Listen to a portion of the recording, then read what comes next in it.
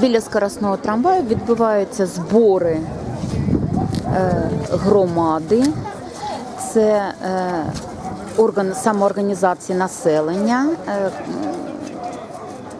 вулиць Медової і Меркулова. Вони вирішили переізбрати керівників органу свого. І от сьогодні відбуваються такі збори, дуже людей багато. Подивимось, вони вже проводили збори, але протокол був трохи неправильно складено.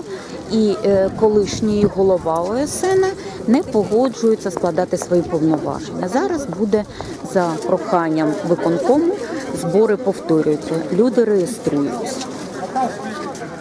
При выдаче бюллетеней. А чего вы не хотите выслушать? Мы вообще пришли с другим предложением. Наша улица предложила. Мы сейчас регистрируемся как по собранию.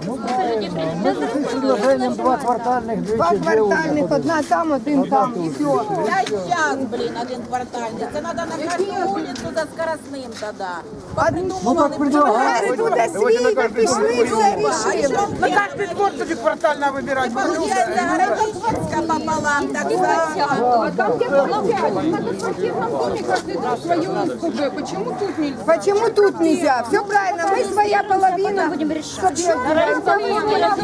Ну как это своя половина, что это одна улица? Нет, не одна. Одна улица. Давайте райисполком сказал бы такие. Збори громадян знімаємо. А я депутат Дніпропетровської обласної ради, Туровська Ірина Львівна. І мене запросили. Так, звісно, можна, знімайте, будь ласка. Собрались того, потому что полномоченный наш не задействованный полностью на нашу половину улицы, мы этим недовольны. И собрались для того, чтобы сделать отчетно перевыборное собрание. Потому что мы раз собирались, уже вроде бы проголосовали, но там не так, там с исполкома приняли, чтобы исполкому піти, щоб у нас действительно есть еще желание. Помолчите, можно я Давайте правду говорять, які ми, така і Верховна Рада. Понимаете? Так от я вам буду управ. Значит, всі вопроси можна решить через голосування. А кричать, воно нічого толку не дасть. Значить, всі друг друга знають, є некоторые тут і по 50, і по 60, і по 70 прожили. Що ми будемо робити? Зачем нам треба? Нам треба вибрати нормального ініціативного чоловіка, щоб безпокоївся не тільки за вашу половину, а й за нашу. Понимаете?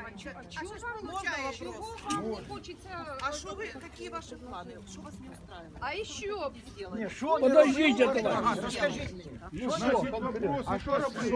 Вода порвала, за 2 года тече, ніхто не займає. У